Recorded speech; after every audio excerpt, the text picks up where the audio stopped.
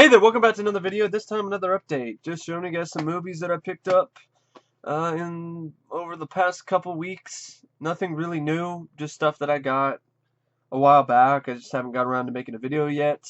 There's some other stuff that I also got. There's one other tape that I got that's up on the up in storage somewhere. So I didn't really want. I'm being lazy. Forgive me. It's of To Die For 2: Son of Darkness, which is a sequel to a vampire movie called To Die For. Anyway, let's get started with the update, shall we? Here we have Spitfire, which is a film starring Tim Thomerson and Lance Henriksen, as well as Olympic gold medalist, I believe, Christy Phillips, or she's a martial artist. I think she's like a gymnast or something. I could be wrong, but yeah, Christy Phillips, Lance Henriksen, Tim Thomerson. It's an Albert Pyun film, though. Ali Poon did this, so it could be really bad. I don't know, though. I mainly only got it because it came with To Die For 2. Gregory Hines in Tap. I like Gregory Hines. I think he's a great actor. I really do miss him. And this film is surprisingly enough written and directed by Nick Castle. I've heard about this film, I've just never gotten around to seeing it. So now I have the film and I can watch it sometime. Here we have The Gods Must Be Crazy, which is the original Playhouse video release. There's a sequel out there, but I don't have that. I've heard of this movie. I've just never seen it. I've heard good things about it though. It's got some decent reviews. Mercenary 2: Thick and Thin, which is the sequel to Mercenary, starring Olivier Gruner. And I have the first film on DVD, and so I believe this is only on VHS, so it was nice to pick up the VHS of that for the Olivier Gruner collection. Janine Triplehorn and Brother's Keeper, which is like a thriller of some sorts. I think it was made for TV, and it's directed by John Badham, who directed Dracula in 1979 with Frank Langella and a few other movies. And stars Janine Triplehorn from Waterworld as the lead. Kind of interested, kind of curious about it. Low budget horror flick called Hobb's End. The supernatural spectacular Ghostbusters. Yeah, who are you gonna call? Definitely not gonna call the reboot. I'm gonna call on this movie. And this is a new hat too. So, but anyway, this I got because it's in really good shape, and I'm a really big fan of Ghostbusters, as you can see. So, I like these particular types of VHS too, these RCA Columbia Pictures releases that open up like this. So, and the logo just blends perfectly with their black and red style of box art. It just fits so perfectly with it. It's a great looking tape. It's really worth having just to display in your collection if you're a Ghostbusters fan. I'm definitely a ghost head. I mean, I have two different laserdiscs of the movie of the first film. One that's just a single disc with the movie on it, a Criterion Collection release. And then I have another one as the Criterion Collection release, but it's the 2-disc fold-out Laserdisc set. And then I also have the film on Blu-ray, of course, along with the 2-pack with the Ghostbusters 2. I also have Ghostbusters 2 on Laserdisc.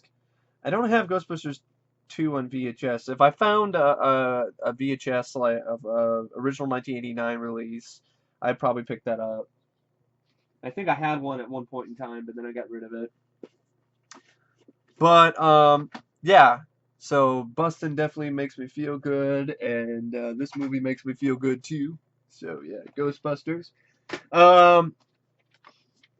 Then I got from a guy I met on Facebook. You know, we didn't really meet on Facebook, we just crossed paths. He told me that he had these tapes up for sale, and he asked me if I wanted them, and I was like, absolutely, because I'm a huge fan of this show, and that show is Sightings. And there was 3 tapes released of the show through Paramount Home Video, and I got all three thanks to this guy on Facebook. So we got the UFO report, the psychic experience, and the ghost report. And Sightings is probably, it's neck and neck with Unsolved Mysteries is one of my favorite reality shows and one of my favorite shows of all time. I think it's such an underrated show. It's a great show. It's fascinating. It's interesting. It's creepy. It basically takes all those unexplained segments you saw in Unsolved Mysteries, and it makes a whole show around them. So if you enjoyed those segments on Unsolved Mysteries, I think you're definitely going to enjoy Sightings. Some episodes of Sightings are available on YouTube, but there was no official release of the show other than these VHS tapes because it has never been released through streaming or on DVD or any of that, which is really too bad. I think it's a great show hosted by Tim White. You can see right there. And if you're interested in the unexplained or the paranormal, it's a gold mine of information and fun. It really is. It's a great show. Now, I have a bunch of DVD-Rs of various episodes of the show that I got off like iOffer, and there are some other places you can find the show online. And there's also books, and I have both of them. There's two books that were released to tie in with the show Sightings. There's the first one, which is written by Susan Michaels, who was the only writer for the show. And this one deals with multiple different paranormal stuff that was covered in the show itself, multiple different cases. Then you have Sightings UFOs, which just covers UFOs. And I've read both of them. They're both fascinating and interesting. They both have like photographs, black and white photographs in them as well. So yeah, I if you like the show like I do, I highly recommend these books if you can find them because they're good reads. A lot of them are very similar to what you heard or saw in the show. So they're great companion pieces to have for any fan of Sightings. Now we get into the DVDs, and I'll save the Blu-rays for last. These DVDs I got at various different places: Value Village, Goodwill, Pawn Shop. Here we have Showtime, the widescreen edition. I had it on full screen before, and I really wanted the widescreen, so I got it. I got the widescreen edition. I didn't mind this movie. I remember seeing this when it first came out on home video, and I didn't mind the film. So I definitely did want to add it to my collection. Showtime with Robert De Niro and Eddie Murphy. I remember being like one of the last Eddie Murphy films that I've seen that I could say I genuinely really liked. I mean, I didn't mind Daddy Daycare, but yeah, hasn't had a lot of good stuff lately. White Sands with Willem Dafoe and Mary Elizabeth Mastrantonio, Mickey Rourke. Film directed by Roger Donaldson. Never seen this. I've heard of it though. I have the soundtrack on cassette, and I'm curious about it because Willem Dafoe is the lead in this, and he normally does not get that many lead roles. So, especially in a big sort of film like this, a big studio film. This didn't do very well, if I remember correctly. It pretty much just it disappeared. It came out in theaters and then got blown away like sand in the desert. So, and got forgotten about. Which is, I don't know if that's fair to the film or not because I haven't seen it. Then I also have the Glimmer Man for the Steven Seagal collection. Shockwaves, the Blue Underground release. This has Peter Cushing, Brooke Adams, and John Carradine in it. I've never seen the film. I've heard of it though. It's the one with like the underwater Nazi zombies. And from the same seller online, I also got this, I had been wanting this particular DVD. I have been looking for a long time, like 10 years at least, because I remember renting this from Netflix or the library or something, because I had no idea there was a Fright Night Part 2. I knew there was a Fright Night movie, but I didn't know there was a sequel. And when I found out there was a sequel, I needed to see the sequel, and I saw the sequel finally, and I liked it. I did enjoy the film. and for a long time I've been looking for the DVD, but it's out of print. But I was able to get it from the same seller, along with Shockwaves, for a pretty affordable price. So here we have the original Artisan release of Fright Night Part 2. Now, this is a pretty shitty quality release, I gotta be honest. It's like Artisan's earlier releases where they just took a VHS rip and burnt it onto a DVD. But for the collector and me, this is like finding gold, because this is a pretty hard to find title. And so yeah. I will definitely keep my DVD-R though that I made of Fright Night Part 2 with the widescreen 1080p, like 720p HD rip that I found online. I'll definitely keep that. But I don't know if this show will, I mean, it's not a show. I don't know if this movie, I don't know if this movie will ever be released on officially again on DVD or Blu-ray. I don't even know if this was released officially to begin with, because of the Menendez brothers and their fucking bullshit where they murdered their dad, who was a guy who was running and operating Vista Organization Pictures, or I believe that's who it is, who released this movie. And because of their heinous actions and their heinous crimes, this film is stuck in Wright's hell. And I don't know if it'll ever be released. I heard it was released in Germany recently on Blu-ray, but I meant like officially in the United States by Scream Factory or some other company. Hopefully not Twilight Time. Hopefully not Twilight Time. But and Scream Factory's been trying to get the rights to this, but they haven't been able to find who owns it, or they haven't been able to get permission. And then I hear things like Paramount owns the rights to the HD print, so it's Paramount you need to talk to. I don't know what it is. Either way, this film deserves a lot better on DVD than this, but I'm still glad to have this. I really am. And I'll probably keep my VHS as well, because I have it on VHS too. So there's Fright Night Part 2. The Suckers are back. Then we have a Gamera film, Gamera Guardian of the Universe. This is the 1995 like reboot. I haven't seen any Gamera films before, but it was at Goodwill, it was cheap, and I don't mind getting big Japanese monster movies because I'd like to build a bigger collection of these movies. I only have a few. I would like to watch and review and watch Godzilla movies. I'd like to watch and review Toho Godzilla movies, but I only have Godzilla vs. Smog Monster and some other miscellaneous Godzilla movies on VHS.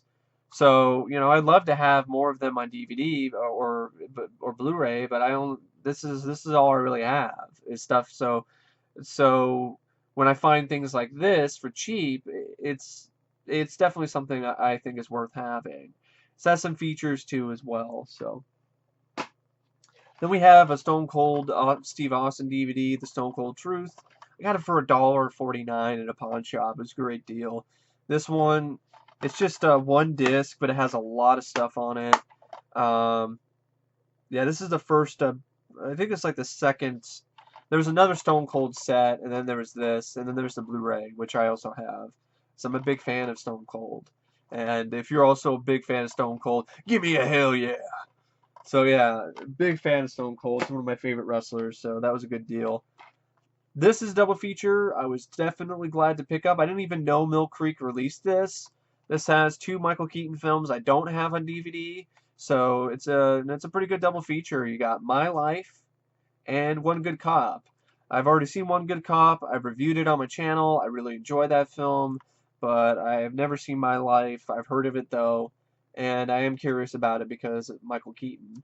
And I was definitely glad to get this. It was a nice find. Then we have Neverending Story 2, the next chapter, because I have the Neverending Story, the first film on Blu-ray, thanks to a good friend of mine. And I saw this, $1.49 at the pawn shop, completely unopened, brand new. So I was like, alright, we'll add this to the collection. It also has Jonathan Brandis in it, who I do like as an actor. So, yeah. I don't have Neverending Story. I do have Neverending Story 3. It's on VHS. So whenever I do get around to reviewing Neverending Story, I'll probably review the sequels as well. Here we have Grosse Point Blank, which I'm glad to have on DVD finally. I love this movie. This is a lot of fun. It's one of my favorite John Cusack films. It's a great black comedy. It's also got some pretty good bits of action in it, too. Here we have The Brave Little Toaster, a Disney animated film I haven't seen since I was a kid. I remember this quite fondly. It's just been a long time, and I'm definitely looking forward to revisiting it sometime. Here we have The Lego Movie, which is the 2-disc special edition that I found at Value Village of all places, and in really good condition, which is shocking, because most of the time when you find kids movies like this, because this could be considered a kids movie, but adults can also really enjoy this as well, they are scratched to shit, but this is in great shape. And I really like this film, so I'm glad to have it on DVD with all the features. And I was a Lego kid, so that film definitely did appeal to me. Then we have a Michael Dudikoff film called Virtual Assassin for the Michael Dudikoff collection. I know somebody was kind of bummed out that I did a video about my Dario Argento DVD collection, or like, can't you, oh, I thought it was a Michael Dudikoff one, and I'm like, I don't really have that many Michael Dudikoff films. I have the American Ninja series 1 through 4, not the 5th film. Michael Dudikoff isn't in it. So I have American Ninja, and he isn't really in the 3rd movie either. But I have American Ninja 1 through 4 and a Blu-ray set. I have this. I have some other Michael Dudikoff films on like VHS somewhere, but I don't really have that big of a collection. So I didn't think it would be a good video because I don't have enough. So, but once I complete the collection, sure. I mean, I'm definitely gonna do. I think I'm gonna do a Chuck Norris collection video in the future because I have like every Chuck Norris movie that I honestly want. So that'll be a fun video to do sometime. But anyway, this is Virtual Assassin. And this DVD is one of the cheapest, laziest DVDs I've ever seen. This is from Lionsgate early on. It's an early Lionsgate DVD. This doesn't even have a menu. It does not have a menu, folks. There's no menu. There's no trailers. And if you press the menu button when you put the disc in, because you're trying to like go through, what I do sometimes is I like to use shortcuts to get to the menu because I don't want to see all these stupid ads and trailers. I just want to get to the menu so I can watch the movie. So I press menu on my remote, and this will just send your disc into a cycle of just endless repeating of the intro credits to this movie. Literally, just Prism Home Video intro and like a few other stuff, just an Lionsgate intro, just on a constant loop. And it doesn't stop unless you take the disc out and then put it back in. So, yeah, because there's no menu. There is no menu on this disc. This does not have a menu. Even some of the cheapest DVDs I own, I have menus. This doesn't even have a menu. Like, talk about lazy. So, yeah. Then I also got this. It's a 4-pack. I got this mainly for Nightwing. This has Caw, Bats Human Harvest, which I don't have the sequel, so okay, if I ever watch Bats, I can watch the sequel, and Fatal Contact, Bird Flu in America. But mainly I got it for Nightwing because it's the 1979 Bat movie. You know, the one with the bats and stuff like that, where all these bats are attacking and killing people. It has Stephen Mocked in it in an early role, as well as Nick Mancuso and David Warner, directed by Arthur Hiller. And it's available in like a Warner Archive release, but this is a semi-official release that is nice to have. So, I don't even know, it's not a Warner Archive release, I think it's something else. But, yeah, it's still nice to have this. I have a bootleg that I made, but it's nice to have a somewhat official release of Nightwing. And it looked pretty good, too. It looked like Mill Creek's transfer wasn't that bad. Here we have The Bounty, which is with a film with Mel Gibson and Anthony Hopkins, based on a book. It's also directed by Roger Donaldson, who directed White Sands. I've heard of this. I've never seen it, though.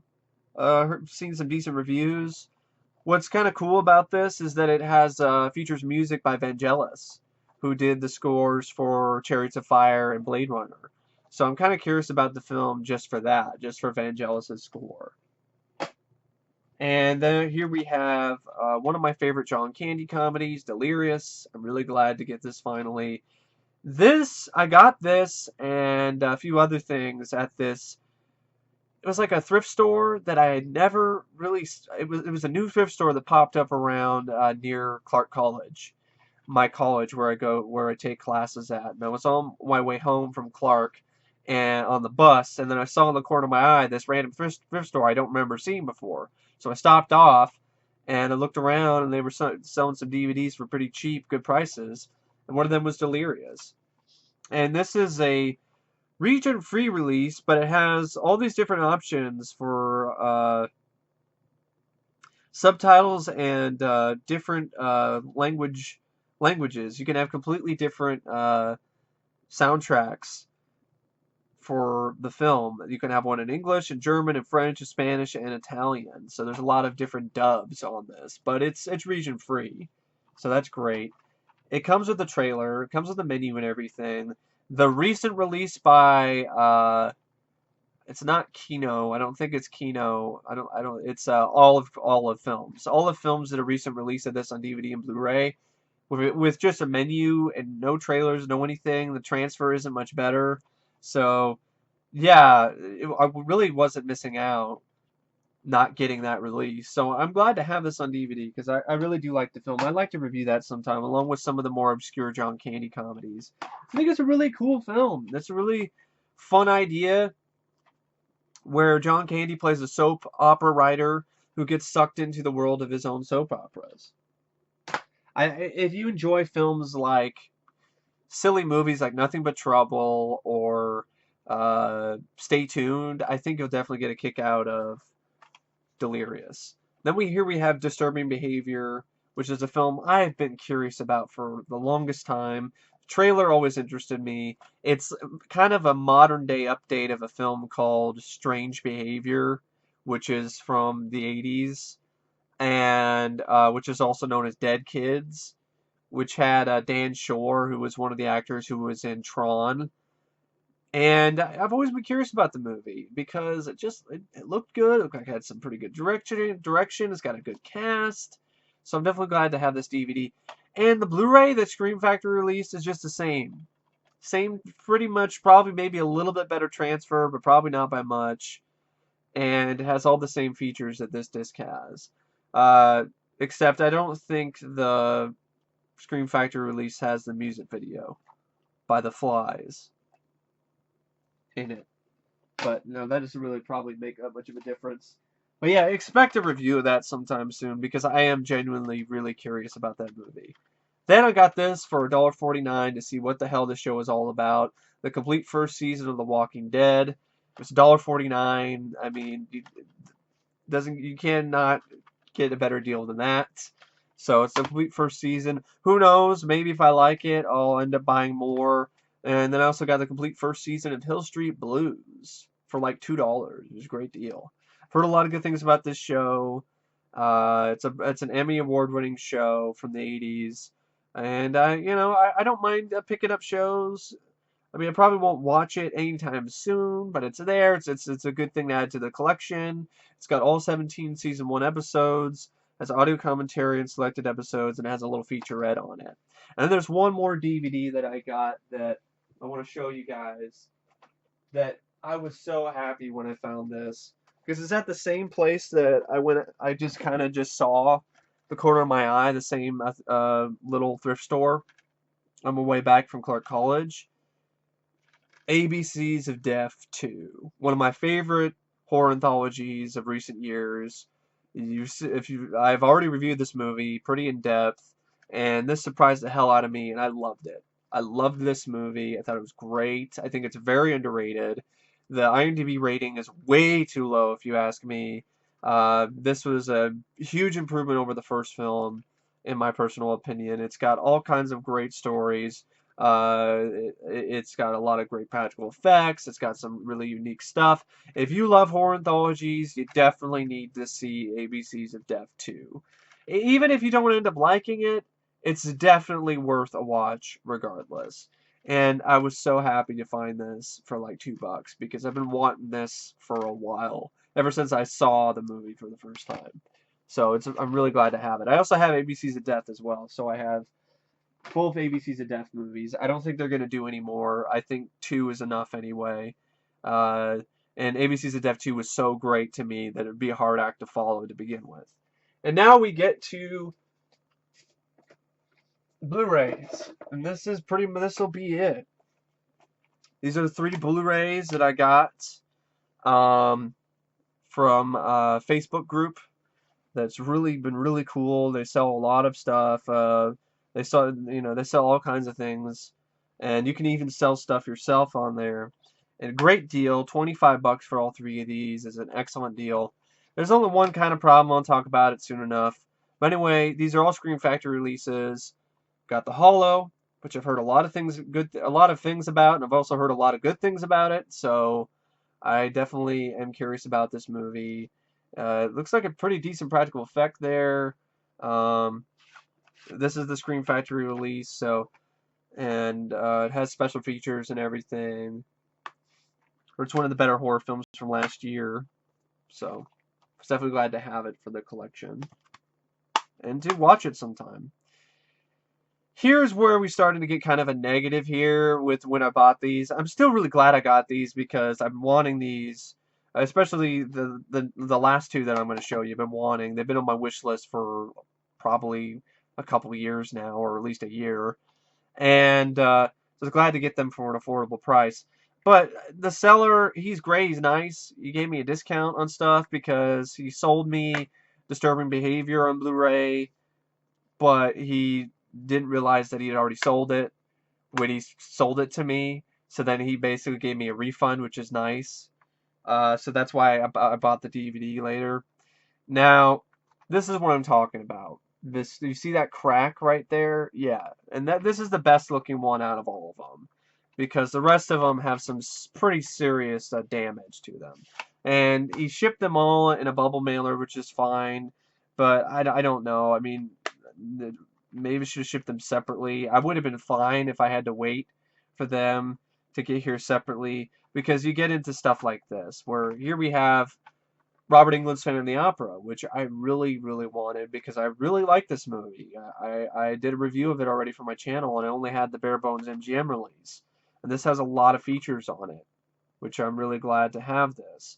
But as you can see, when I opened these, and they were completely unopened too, so I don't know why they were so busted up. Maybe that's how they were. That's why you got a discount on them.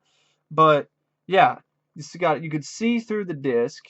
You could see, I mean, not through the disc. I mean, you can see through the case, and then it's all torn up on the side here.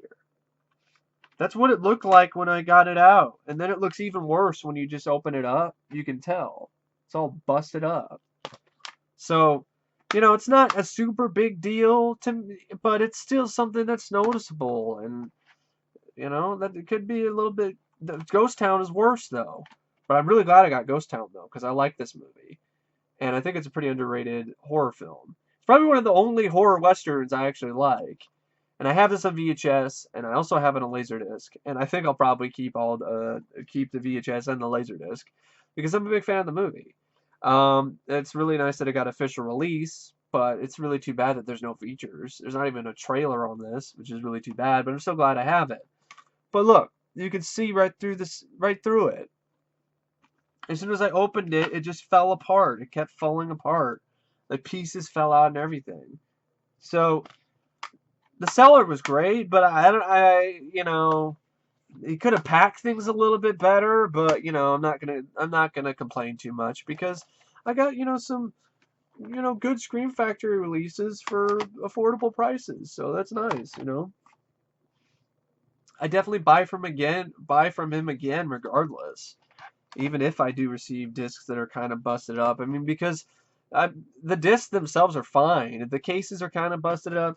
You see, I'm not really like the collector who's like, it must be in pristine condition.